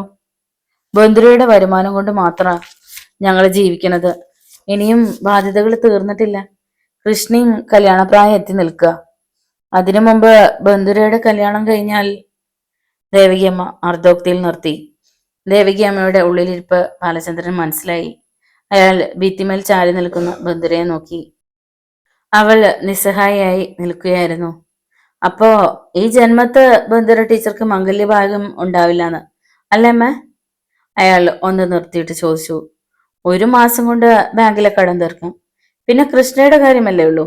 നല്ലൊരു ആലോചന വന്നാൽ തീർച്ചയായും ഞങ്ങളത് നടത്തും. പിന്നെന്താ തടസ്സം? ദേവകി അമ്മയ്ക്ക് ഉത്തരമില്ലായിരുന്നു. അമ്മ ഇനി സംസാരിക്കില്ലെന്ന് മനസ്സിലായ ഇന്ദുലേഖ വരാന്തയിലേക്ക് ഇറങ്ങിച്ചെന്നു. ബാലചന്ദ്രൻ സാറ് ഞങ്ങളെ കുറെ സഹായിച്ചിട്ടുണ്ട്. അത് ചെറിയ മീനിനെ കോർത്ത് വലിയ ഇരയെ പിടിക്കാനാണെന്ന് കരുതിയില്ല, ഇന്ദുലേഖ പറഞ്ഞു. ഇന്ദു പറഞ്ഞത് എനിക്ക് മനസ്സിലായില്ല. വലിയൊരു ഇരയല്ലേ ബന്ധുരേച്ചി? നക്കാപ്പിച്ച സഹായം ഇങ്ങോട്ട് ചെയ്താലെന്താ? അതിന്റെ 10 ഇരട്ടി തിരിച്ചു കിട്ടുമെന്ന് അറിയാവുന്നതുകൊണ്ടല്ലേ ഞങ്ങളെ സഹായിച്ചത്. ഇന്ദുലേഖ പുച്ഛത്തിൽ ചെറിയ കൂട്ടി. ബാലചന്ദ്രന്റെ ചുണ്ടിൽ നേർത്തൊരു പുഞ്ചിരി ഊറിക്കൂടി. ഇന്ദു, എന്റെ ഈ കൈകളിലൂടെ ഒത്തിരി പണം വരികയും അതുപോലെ പോവുകയും ചെയ്തിട്ടുണ്ട്. പണം വരുമ്പോ അമിതമായ സന്തോഷമോ അത് കൈവിട്ടു പോകുമ്പോ ദുഃഖമോ എനിക്ക് തോന്നിയിട്ടില്ല. തിരിച്ചിങ്ങോട്ട് ഒന്നും പ്രതീക്ഷിച്ച് ഞാൻ ആർക്കും ഒന്നും ചെയ്യാറുമില്ല. എങ്കിൽ പിന്നെ ബന്ധുരേച്ചിയെ തന്നെ കല്യാണം കഴിക്കണമെന്ന് വാശി പിടിക്കുന്നത് എന്തിനാ? ബന്ധുരേച്ചിയുടെ ശമ്പളം മോഹിച്ചല്ലേ? അവൾ ചോദിച്ചു. അവളുടെ വാക്കുകൾ ബാലചന്ദ്രന്റെ ഹൃദയത്തിൽ കൂർത്ത മുള്ളുകളായി തറച്ചു. വീണ്ടും ഇന്ദുലേഖയുടെ കനത്ത ശബ്ദം. അമ്മ പറഞ്ഞില്ലേ ഇപ്പൊ കല്യാണം നടത്താൻ പറ്റില്ലാന്ന്. ബന്ധുരേച്ചിയുടെ ശമ്പളം മോഹിച്ചില്ലെങ്കിൽ പിന്നെന്തിനു നിൽക്കണം? അതോ ഈ നാട്ടിൽ നിന്ന് ബാലചന്ദ്രൻ സാറിന് വേറെ പെണ്ണ് കിട്ടില്ല എന്നുണ്ടോ? ബാലചന്ദ്രന് ദേഷ്യം വന്നു തുടങ്ങിയിരുന്നു. പ്രേമത്തെ കാമമായി വ്യാഖ്യാനിച്ച എന്തുവിനോട് പവിത്രമായ സ്നേഹത്തെക്കുറിച്ച് പറഞ്ഞ മനസ്സിലാവില്ല. അയാൾ പിന്നെ തളർന്നു തകർന്നു നിൽക്കുന്ന ബന്ധുരയുടെ മുന്നിലേക്ക് ചെന്നു. ടീച്ചറിന്റെ കാലിൽ പൂട്ടിയിരിക്കുന്ന ചങ്ങല ഞാൻ വിചാരിച്ചതിലും കഠിനമാണെന്ന് ഇപ്പോഴാ ശരിക്കും ബോധ്യായത്. ഞാൻ പോട്ടെ. ബാലചന്ദ്രൻ പിന്നെ അവിടെ നിന്നില്ല. മുറ്റത്തേക്ക് ഇറങ്ങി നടന്നു. ബാലചന്ദ്രൻ സാറേ, ബന്ധുര ഒരു കരച്ചിൽ പോലെ വിളിച്ചു. ബന്ധുര ബാലചന്ദ്രന്റെ മുഖത്തേക്ക് ഒരു നിമിഷാർദ്ധം നോക്കി നിന്നു. ബാലചന്ദ്രന്റെ മുഖത്ത് നിരാശയും ദുഃഖവും അപമാനക്ഷതവും ഒക്കെ മിന്നിമറിയുന്നത് അവൾ തിരിച്ചറിഞ്ഞു. ബാലചന്ദ്രൻ സാറേ, ഞാനും വരണു. ബന്ധുരയിൽ നിന്നും വാക്കുകൾ അടർന്നു വീണു. നിറഞ്ഞു വന്ന കണ്ണുകളൊപ്പി അവൾ അകത്തേക്ക് കയറി. ബ്രീഫ് കേസുമായി വേഗം പുറത്തു വരികയും ചെയ്തു. ബന്ധുരൻ, നീ എവിടേക്ക് പോവാ?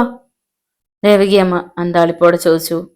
അമ്മേ, ആ നിൽക്കുന്ന മനുഷ്യന്റെ മഹത്വം മനസ്സിലാക്കാൻ കണ്ണുണ്ടായാൽ മാത്രം പോരാ, നന്മ നിറഞ്ഞൊരു മനസ്സും കൂടി വേണം. ഇവിടെ ആർക്കും ഇല്ലാത്തതും അത് തന്നെയാണ്. അവൾ ഒന്ന് നിർത്തിയിട്ട് സാരിയുടെ കോന്തല കൊണ്ട് മുഖം തുടച്ചിട്ട് ഇടറിയ സ്വരത്തിൽ പറഞ്ഞു. എല്ലാം ഉപേക്ഷിച്ചിട്ട് സന്യാസത്തിന് പോയ മനുഷ്യനാണ് ആ നിൽക്കുന്ന ബാലചന്ദ്രൻ സാർ. ഞാൻ കാരണം ആ മനുഷ്യൻ ജീവിതത്തിന്റെ പാതി വഴിയിൽ ഒരു ജന്മം മുഴുവൻ ആർക്കോ തീരെ എഴുതി കൊടുത്തിട്ട് സ്വയം ഒരുക്കിയ പത്മവ്യൂഹത്തിലേക്ക് പോകരുതെന്ന് ഞാൻ ആഗ്രഹിച്ചു പോയി. എന്റെ ഒരു വാക്കിന്റെ പുറത്താ ബാലചന്ദ്രൻ സാർ ജീവിതത്തിലേക്ക് മടങ്ങി വന്നത്. ബാലചന്ദ്രൻ സാറിനെ തനിച്ചാക്കിയിട്ട് എനിക്കൊരു ജീവിതം വേണ്ട. ബന്ധുര പിന്നെ കൃഷ്ണപ്രിയയുടെ തോളിൽ പിടിച്ചു. മോളെ കൃഷ്ണൻ, അവൾ വിളിച്ചു. കൃഷ്ണപ്രിയ നിറഞ്ഞ നയനങ്ങളാൽ മുഖമുയർത്തി. നിന്നെ ഉപേക്ഷിച്ചു പോകുകയല്ല ബന്ധുരേച്ചി, അതിന് കഴിയുകയില്ല. പോയി വരട്ടെ. ബന്ധുര വീണ്ടും ദേവകിയമ്മയുടെ മുന്നിലെത്തി. അവൾ ബാഗിൽ നിന്നും കുറെ രൂപ എടുത്ത് ദേവകിയമ്മയുടെ കയ്യിൽ കൊടുത്തു. ഞാൻ പോയി വരട്ടെ അമ്മേ. അവൾ പിന്നെ എവിടെ നിന്നില്ല. ബാലചന്ദ്രൻ പടിപ്പുര വാതിൽക്കൽ കാത്തു നിൽപ്പുണ്ടായിരുന്നു. അവൾ അയാൾക്ക് അടുത്തേക്ക് നടന്നു. ബാലചന്ദ്രൻ അവൾക്ക് നേരെ കൈ നീട്ടി. ബന്ധുര ആ കൈയിൽ അമർത്തി പിടിച്ചു. ബാലചന്ദ്രന്റെ കൈ പിടിച്ച് മുന്നോട്ട് നടക്കുമ്പോൾ ബന്ധുരയ്ക്ക് അഭിമാനം തോന്നി. തന്നെ മുന്നോട്ട് നയിക്കുവാൻ ഒരാൺതുണ. എന്നും താൻ അത് ആഗ്രഹിച്ചിരുന്നു. വീടും കൂടും ഇല്ലാത്ത ഒരുത്തനെ കിട്ടിയപ്പോ നമ്മളെല്ലാം മറന്നിട്ട് പോണ പോക്ക് കണ്ടില്ലേ? ഇന്ദുലേഖ പെറുപുറത്തുകൊണ്ട് ദേവകി അമ്മയുടെ നേരെ തിരിഞ്ഞു. ഓ, ബാങ്കുദ്യോഗസ്ഥ വരുമ്പോ സദ്യവട്ടങ്ങളൊക്കെ ഒരുക്കി കാത്തിരിക്കായിരുന്നല്ലോ അമ്മ. ബാക്കിയുള്ളവർ വരുമ്പോ മുളക് ചമ്മന്തി തന്നാലായി. അനുഭവിച്ചോ? ഇനി മഷിയിട്ട് നോക്കിയപ്പോലും അമ്മയുടെ മൂത്ത സന്തതിയെ കണി കാണാൻ പോലും കിട്ടില്ല. അയാൾ അവളെ ഊറ്റിപ്പിഴിയും, നോക്കിക്കോ. ഇന്ദുലേഖ കൈകൾ ഉയർത്തി ശപിച്ചു. അവളും അവന് മുടിഞ്ഞു പോകത്തേ ഉള്ളൂ. ഇന്ദു, ദേവകിയമ്മ ഹൃദയം നൊന്ത് വിളിച്ചു. ഇന്ദുലേഖ തെല്ലു പുച്ഛത്തിൽ തല തിരിച്ചു. എന്താ അമ്മയ്ക്ക് നൊന്തോ? അമ്മ നോക്കിക്കോ, അവള് കണ്ണീര് ഒടിച്ചേ ചാകത്തുള്ളൂ. ഇന്ദുലേഖ പറയണത്. അവൾ അതും പറഞ്ഞ് വെട്ടിത്തിരിഞ്ഞ് അകത്തേക്ക് പോയി. ദേവകിയമ്മയും കൃഷ്ണപ്രിയയും വല്ലാത്തൊരു നടുക്കത്തോടെ നിന്നുപോയി. തീർത്തും ലളിതമായ ചടങ്ങിൽ ബാലചന്ദ്രനും ബന്ധുരയും വിവാഹിതരായി. അടുത്തുള്ള ദേവീക്ഷേത്രത്തിൽ വെച്ച് ബാലചന്ദ്രൻ ബന്ധുരയുടെ കഴുത്തിൽ താലി ചാർത്തി. പിന്നെ സബ് രജിസ്ട്രാർ ഓഫീസിൽ ചെന്ന് വിവാഹം രജിസ്റ്റർ ചെയ്തു. സാക്ഷികളായി മഹാത്മയിലെ അധ്യാപകൻ ജോൺസണും പ്യൂൺ രാഘവപിള്ളയും ഒപ്പിട്ടു. അന്ന് വൈകുന്നേരം മഹാത്മാ ട്യൂട്ടോറിയൽ കോളേജിൽ വെച്ച് ചെറിയൊരു പാർട്ടിയും ഉണ്ടായിരുന്നു. ഏറ്റവും അടുത്ത സുഹൃത്തുക്കളും മഹാത്മയിലെ സഹപ്രവർത്തകരും മാത്രമേ ഉണ്ടായിരുന്നുള്ളൂ. ബന്ധുരയിൽ സന്തോഷം നിറഞ്ഞു പൊന്തുകയായിരുന്നു. ഒരു തണൽ വൃക്ഷം പോലെ ബാലചന്ദ്രൻ സാർ തന്റെ ജീവിതത്തിലേക്ക് കടന്നു വന്നിരിക്കുന്നു. ഇനി ആരെയും തനിക്ക് ഭയപ്പെടേണ്ടതില്ല. ആരും തന്റെ മേൽ അപവാദങ്ങളുടെ ചെളി വാരിയെറിയില്ല. ട്യൂട്ടോറിയൽ കോളേജിലെ ബാലചന്ദ്രന്റെ മുറി മണിയറയാക്കിയിരുന്നു. അതിനോട് ചേർന്നുള്ള മറ്റൊരു മുറി താൽക്കാലിക അടുക്കളയാക്കി. അത്യാവശ്യ സാധനങ്ങളൊക്കെ പ്യൂൺ രാഘവപിള്ള വാങ്ങിക്കൊണ്ടുവന്നു. സന്ധ്യയോടെ പാർട്ടി കഴിഞ്ഞ് എല്ലാവരും പോയി കഴിഞ്ഞിരുന്നു. ബാലചന്ദ്ര സാറേ, ഇനി എന്തേലും പുറത്തുനിന്ന് വാങ്ങാനുണ്ടോ? പ്യൂൺ രാഘവപിള്ള ചോദിച്ചു. ആ പിള്ളച്ചേട്ടാ, ഇന്നിനി പാചകമൊന്നും നടക്കില്ല. പിള്ളച്ചേട്ടൻ 2 ഊണ് വാങ്ങി തന്നിട്ട് പോയിക്കോളൂ. രാഘവപിള്ള പോയി കഴിഞ്ഞപ്പോൾ ബാലചന്ദ്രൻ ബന്ധുരോടായി പറഞ്ഞു. ആദ്യ രാത്രിയിൽ ഹോട്ടൽ ഭക്ഷണമാണ് നമുക്ക് വിധിച്ചിട്ടുള്ളത്. ടീച്ചർക്ക് പരിഭവമൊന്നും ഇല്ലല്ലോ? ഇല്ല, ഒട്ടുമില്ല, അവൾ ശബ്ദം താഴ്ത്തി പറഞ്ഞു. നാളെ രാവിലെ എൻ്റെ വീട്ടിലും ടീച്ചറിന്റെ വീട്ടിലും പോയി അമ്മമാരുടെ അനുഗ്രഹം വാങ്ങും. അനുഗ്രഹിക്കുന്നതിന് പകരം ശപിക്കുള്ളൂന്നറിയാം. എന്നാലും പോകാം അല്ലേ? ബന്ധുര സമ്മതത്താൽ തല ചലിപ്പിച്ചു. രാഘവപിള്ള ഊണുമായി വന്നു. എന്നാ ഞാൻ പൊയ്ക്കോട്ടെ സാർ? പിള്ളച്ചേട്ടൻ പൊയ്ക്കോ, രാവിലെ വരാം. പിള്ളച്ചേട്ടൻ യാത്ര പറഞ്ഞു. ബാലചന്ദ്രയും ബന്ധുരയും തനിച്ചായി. നിമിഷങ്ങൾ അടർന്നു വീണുകൊണ്ടിരുന്നു. അയാൾ ബന്ധുരയുടെ മുഖത്തേക്ക് നോക്കിയിരുന്നു. എന്തേ ഇങ്ങനെ നോക്കണത്? ആദ്യം കാണുന്ന പോലെ അവൾ ലേശം നാണത്തോടെ ചോദിച്ചു. മണവാട്ടിയായി ടീച്ചർ ആദ്യം കാണാം, അതുകൊണ്ടാ. ബാലചന്ദ്രൻ മെല്ലെ എഴുന്നേറ്റിട്ട് പറഞ്ഞു. സമയം ഒരുപാടായി, നമുക്ക് ഊണ് കഴിച്ചിട്ട് കിടക്കാം. ബന്ധുര അടുത്ത മുറിയിലേക്ക് പോയി. അവൾ വേഗം ബാലചന്ദ്രനുള്ള ഊണ് വിളമ്പി. ഇതെന്താ ഒരു പ്ലേറ്റിൽ മാത്രം വിളമ്പിയത്? അയാൾ ചോദിച്ചു. ബാലചന്ദ്ര സാറ് ഊണ് കഴിച്ചിട്ട് ഞാൻ കഴിച്ചോളാം. അത് പറ്റില്ല. ഇനി മുതൽ നമ്മുടെ ചിന്തകൾ പോലും ഒന്നായിരിക്കണം. അയാൾ പുഞ്ചിരിച്ചുകൊണ്ട് മറ്റൊരു പ്ലേറ്റിൽ ചോറും കറിയും വിളമ്പി. ഊണ് കഴിച്ചുകൊണ്ടിരിക്കുമ്പോൾ ബന്ധുര എന്തോ ആലോചിച്ചിരിക്കുന്നത് കണ്ട് അയാൾ ചോദിച്ചു. ടീച്ചർ എന്താ ആലോചിക്കണേ? വീടിനെ കുറിച്ച് ഓർത്തിട്ടാണോ? അവൾ മെല്ലെ തലയിളക്കി. അമ്മയും കൃഷ്ണയും ഇപ്പൊ തന്നെ ഓർത്ത് സങ്കടപ്പെടുന്നുണ്ടെന്ന് അവൾക്കറിയാമായിരുന്നു. അവരാരും ഇന്ന് അത്താഴം കഴിച്ചിട്ടുണ്ടാവില്ല. ബന്ധുരയ്ക്ക് വല്ലാത്ത ദുഃഖമുണ്ടായി. ഒരു ഉരുള ഉരുട്ടി വായിലേക്ക് വയ്ക്കാൻ തുടങ്ങിയ ബന്ധുര കരൾ പെടഞ്ഞിട്ടെന്നോണം നിശ്ചല ഇരുന്നു പോയി. അവളുടെ കണ്ണുകൾ ചോർന്നൊലിക്കാൻ തുടങ്ങി. ഏയ്, ചോറിന് മുന്നിലിരുന്ന് കരയരുത്. അയാൾ ഇടതുകൈ നീട്ടി അവളുടെ കണ്ണീർ ഒപ്പിയെടുത്തു. ഈ കണ്ണുകൾ ഇനി ഒരിക്കലും നിറയരുത്. ഒരു ജന്മം മുഴുവൻ കരഞ്ഞു തീർക്കാനുള്ളത് ഒരു കൊച്ചു ജീവിതം കൊണ്ട് കരഞ്ഞു തീർത്തു കഴിഞ്ഞു. ഇനിയുള്ള ജീവിതം സന്തോഷിക്കാനുള്ളതാണ്. ദുഃഖങ്ങൾക്കൊക്കെ നീണ്ട ഒരു ഇടവേള കൊടുക്കാം. അയാൾ മൃദുവായി പുഞ്ചിരിച്ചു. വയ്യ ബാലചന്ദ്രൻ സാറേ, അമ്മയും കൃഷ്ണയും ഇന്നൊന്നും കഴിക്കില്ല. എന്നെ ഓർത്ത് സങ്കടപ്പെടുന്നുണ്ടാവും. അതോർക്കുമ്പോൾ വാക്കുകൾ മുറിഞ്ഞു. ഇനി അതൊന്നും ഓർക്കണ്ട. ഒന്നും നമ്മളായി വരുത്തിയതല്ല. വിവാഹത്തിന് നമ്മുടെ വീട്ടുകാരെ സമ്മതിച്ചിരുന്നെങ്കിൽ ഇങ്ങനെ വരുമായിരുന്നു. അയാൾ എഴുന്നേറ്റ് കൈ കഴുകി. ബന്ധുര എച്ചിൽ പാത്രങ്ങൾ എടുത്ത് കഴുകി വെച്ചു. പിന്നെ ഒരു ഗ്ലാസ് പാലുമായി അവൾ മുറിയിലേക്ക് കയറി. ബാലചന്ദ്രൻ മണിയര ഒരുക്കി കാത്തിരിക്കുകയായിരുന്നു. ബന്ധുര അയാൾക്ക് നേരെ പാൽ ഗ്ലാസ് നീട്ടി. അയാൾ പാതി കുടിച്ചിട്ട് അവൾക്ക് പാതി കൊടുത്തു. അവൾ മുത്തി കുടിക്കുന്നത് നോക്കി അയാൾ മെല്ലെ പറഞ്ഞു. ഇതുപോലെ നമ്മുടെ ഇനിയുള്ള ജീവിതം മധുരതരമായിരിക്കണം. പിന്നെ അയാൾ അവളെ ചേർത്ത് പിടിച്ചു. നനഞ്ഞ പക്ഷിത്തൂവൽ പോലെ ബന്ധുന അയാളോട് ഒട്ടിച്ചേർന്ന് നിന്നു. ടീച്ചറെ, ഉം ഇങ്ങനൊരു കല്യാണമല്ലായിരുന്നു ടീച്ചറിന്റെ മനസ്സിൽ, അല്ലേ? അവൾ മിണ്ടിയില്ല. ബാലചന്ദ്രൻ ലൈറ്റ് അണച്ചു. പിറ്റേ ദിവസം പുലർച്ചെ ബന്ധുര എണീറ്റു. അവൾ കട്ടൻ കാപ്പി തിളപ്പിച്ച് ഗ്ലാസ്സിൽ പകർന്ന് മുറിയിലേക്ക് ചെന്നു. ബാലചന്ദ്രൻ കണ്ണു തുറന്നു കിടക്കുകയായിരുന്നു. അവൾ കാപ്പി ഗ്ലാസ് അയാൾക്ക് നേരെ നീട്ടി. ബാലചന്ദ്രൻ എഴുന്നേറ്റ് ഗ്ലാസ് വാങ്ങി. പിള്ളച്ചേട്ടൻ വരട്ടെ, പാല് വാങ്ങിക്കാം, അയാൾ പറഞ്ഞു. ഞാനൊന്ന് കുളിച്ചിട്ട് വരട്ടെ. രാവിലെ തന്നെ 2 വീടുകളിലും പോയി വരാം. ടീച്ചർക്ക് നാളെ പോവേണ്ടതല്ലേ? ബാലചന്ദ്രൻ ഒരു ബീഡി എടുത്ത് കത്തിച്ചു. ബന്ധുര കുളിക്കാനായി പോയി. പ്യോൺ രാഘവപിള്ള വന്നത് ഒരു കവർ പാലുമായിട്ടായിരുന്നു. ടീച്ചർ എവിടെ? അയാൾ തിരക്കി. കുളിക്കാൻ പോയി. എന്നാ ഞാൻ തന്നെ ചായ ഉണ്ടാക്കാം. ബാലചന്ദ്രൻ പല്ല് ബ്രഷ് ചെയ്യാനായി പുറത്തേക്കിറങ്ങി. പിള്ളച്ചേട്ടൻ ചായ ഉണ്ടാക്കാനായി മുറിയിലേക്ക് കയറി. പിള്ളച്ചേട്ടൻ ഇതെപ്പോ വന്നു? കുളി കഴിഞ്ഞു വന്ന ബന്ധുര ചെറുമുഞ്ചിരിയോടെ ചോദിച്ചു. ഇപ്പൊ വന്നേ ഉള്ളൂ. ടീച്ചർ കുളിക്കാണെന്ന് അറിഞ്ഞപ്പോ ചായ ഉണ്ടാക്കി. പിള്ളച്ചേട്ടനും ചിരിച്ചു. ബാലചന്ദ്രനും കുളി കഴിഞ്ഞു വന്നു. ബാലചന്ദ്രൻ സാറേ, രാവിലെ കഴിക്കാൻ എന്തെങ്കിലും ഹോട്ടലിൽ നിന്ന് വാങ്ങണോ? വേണ്ട പിള്ളച്ചേട്ടാ, ഞങ്ങളെ പോകുന്ന വഴിക്ക് പുറത്തുനിന്ന് കഴിച്ചോളാം. ബാലചന്ദ്രൻ ഡ്രസ്സ് മാറി. ബന്ധുരയും പോകാൻ തയ്യാറായി. ബാലചന്ദ്രൻ സാറേ, ഞാൻ ഓഫീസ് മുറിയും ക്ലാസ് മുറിയും തുറന്നിട്ട് വരാം. പ്യോൺ രാഘവപിള്ള പുറത്തേക്ക് പോയി. പുറത്തേക്ക് പോയ പിള്ളച്ചേട്ടൻ വേഗം തിരിച്ചു വന്നു. ബാലചന്ദ്രൻ സാറേ, സാറിന്റെ വീട്ടുകാർ മുഴുവൻ വരുന്നുണ്ട്. ഈ വരവിൽ എന്തോ പന്തികളുണ്ട്. ജാലകവാതിലൂടെ ബന്ധുരയും ബാലചന്ദ്രനും പുറത്തേക്ക് നോക്കി. ബാലചന്ദ്രന്റെ അമ്മ മീനാക്ഷി അമ്മയും അനുജന്മാരും അനുജത്തിമാരും അവരുടെ ഭർത്താക്കന്മാരുമായി ഒരു പട തന്നെയുണ്ട്. ബന്ധുര വിറയ്ക്കാൻ തുടങ്ങി.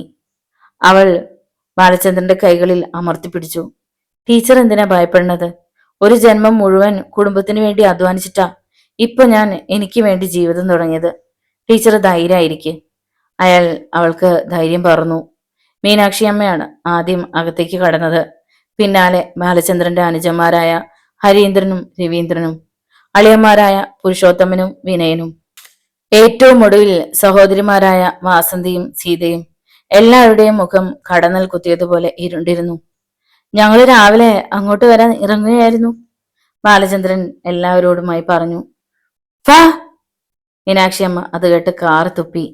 ഞങ്ങളോടൊരു വാക്ക് ചോദിക്കാതെ എങ്ങാണ്ടോ കിടന്ന ഒരു തേവിശിയെ കെട്ടിയെടുത്തോണ്ട് നീ അങ്ങോട്ട് വരണ്ടടാ.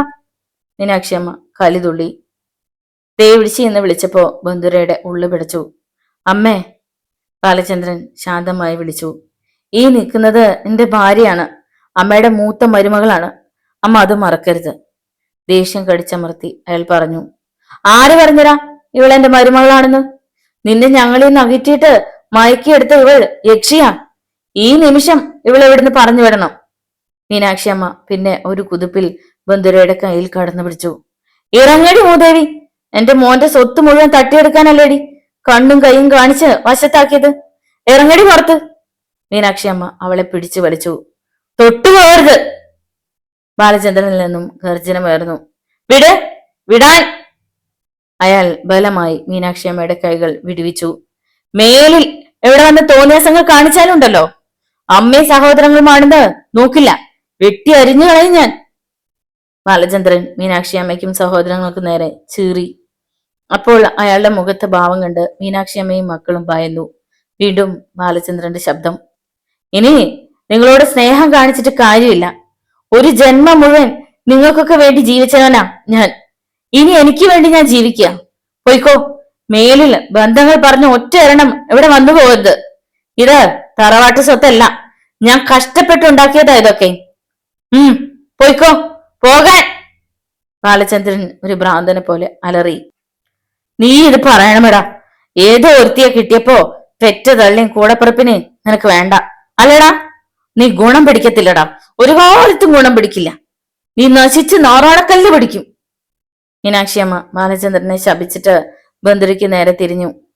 നീ അധിക നാളെ അനുഭവിക്കില്ലടി. നീ ഇവനും നരകിക്കുമടി, പുഴുത്ത് നരകിക്കുമടി. മീനാക്ഷിയമ്മ പ്രാഗി. അത് കേട്ട് ബന്ധുരയുടെ ഇടനെഞ്ച് തകർന്നുപോയി. ഈശ്വര, ഈ വാക്ക് അറം പറ്റരുതേ. ബന്ധുര ഉള്ളുരുകി കരഞ്ഞുപോയി. ബാലചന്ദ്രൻ അമ്മയെ തുറച്ചു നോക്കി. അനുഗ്രഹിക്കേണ്ടതിന് പകരം അമ്മയുടെ ശാപവചസ്സുകൾ. ബലഹീനെ പോലെ അയാൾ നിമിഷങ്ങളോളം നിശ്ചലം നിന്നുപോയി. ഹൃദയം ആരോ കുത്തി പിളർക്കുന്ന വേദനയായിരുന്നു. കുടുംബത്തിനു വേണ്ടി മാത്രം ജീവിച്ച ഒരു മകനെയാണ് ഒരമ്മയും ഒരിക്കലും ഉപയോഗിക്കരുതാത്ത പദങ്ങളിൽ ശപിച്ചിരിക്കുന്നത്. മീനാക്ഷി അമ്മയ്ക്ക് യാതൊരു കുലുക്കവുമില്ലായിരുന്നു. പറഞ്ഞത് കൂടിപ്പോയെന്ന കുറ്റബോധവുമില്ലായിരുന്നു. എന്തോ നാടാ തുറച്ചു നോക്കി പേടിപ്പിക്കുന്നത്? ഈ പൂതന കൂടെ ഉള്ളത് കൊണ്ടാണോ അവിടെ? മീനാക്ഷി അമ്മയ്ക്ക് കലി അടങ്ങിയില്ല. ബാലചന്ദ്രനെ വിവാഹം കഴിച്ച് കുടുംബമായി കഴിഞ്ഞാൽ തനിക്കും തന്റെ മക്കൾക്കുമുള്ള സഹായം അവസാനിക്കുമെന്ന് അവർക്കറിയാം. അത് നിലച്ചതിലുള്ള ദേഷ്യവും സങ്കടവുമായിരുന്നു അവർക്ക്. അമ്മേ, ബാലചന്ദ്രൻ ശബ്ദം താഴ്ത്തി വിളിച്ചു. പറയാനുള്ളത് മുഴുവൻ പറഞ്ഞു തീർന്നെങ്കിൽ പോകാം, എനിക്ക് വേറെ ജോലിയുണ്ട്. ബാലചന്ദ്രന്റെ ആ വാക്കിൽ മീനാക്ഷി അമ്മ കയറി പിടിച്ചു. ഞാനും നിന്റെ കൂടെപ്പിറപ്പുകളും വന്നത് നിനക്ക് ശല്യമായി അല്ലടാ? എന്നു മുതലാടാ നിനക്ക് ഞങ്ങള് വേണ്ടാതായത്? പറയടാ, പറയേ. മീനാക്ഷി അമ്മ അയാളുടെ ജുബയിൽ കയറി പിടിച്ചു. എന്നെ നിങ്ങൾക്ക് വേണ്ടാതായത് എന്നു മുതലാണോ അന്നു മുതൽ എനിക്ക് നിങ്ങളെയും വേണ്ടാതായി. ബാലചന്ദ്രൻ പിന്നെ എല്ലാവരോടുമായി അപേക്ഷാ സ്വരത്തിൽ പറഞ്ഞു. ഇനിയെങ്കിലും നിങ്ങൾക്കൊന്ന് പൊയ്ക്കൂടെ? അങ്ങനെ പോകാനല്ലടാ വന്നത്. നീ എന്റെ മൂത്ത മകനാ, ഇവരുടെ മൂത്ത ജ്യേഷ്ഠനാ. ഒരച്ഛന്റെ സ്ഥാനത്ത് നിന്ന് ഇവരുടെ ആവശ്യങ്ങൾ നീ വേണം സാധിച്ചു കൊടുക്കാൻ. അതൊക്കെ മറന്നിട്ട് ഈ ഒരു വേശ്യയെ കല്യാണം കഴിച്ചാ ഞങ്ങൾ അംഗീകരിക്കില്ലടാ, ഞങ്ങൾ പോകത്തുമില്ല. മീനാക്ഷി അമ്മ ചീറി. അമ്മേ, ക്ഷമയുടെ നെല്ലിപ്പലയിൽ നിൽക്കുക ഞാൻ. ഇനി എന്റെ ഭാര്യയെക്കുറിച്ച് അനാവശ്യം പറഞ്ഞാലുണ്ടല്ലോ. ബാലചന്ദ്രന്റെ മുഖം കോപത്താൽ ചുവന്നു തൊടുത്തു.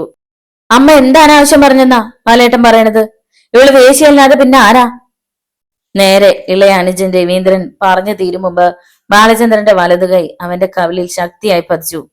മിണ്ടിപ്പോകരുത്, ഇനി ഒരക്ഷരം ശബ്ദിച്ചാ കൊന്നുകളയും ഞാൻ. ബാലചന്ദ്രൻ കോപതാപങ്ങളാൽ ജ്വലിച്ചു. രവീന്ദ്രൻ ഭയന്നുപോയി. കണ്ണുകളിൽ അന്ധകാരം പടരുന്നത് പോലെ തോന്നി. പൊയ്ക്കോ, ബന്ധത്തിന്റെ പേരും പറഞ്ഞ് ഒരെണ്ണത്തിനും കണ്ടുപോകരുത്. ബാലചന്ദ്രൻ സർവം മറന്ന് അലറുകയായിരുന്നു.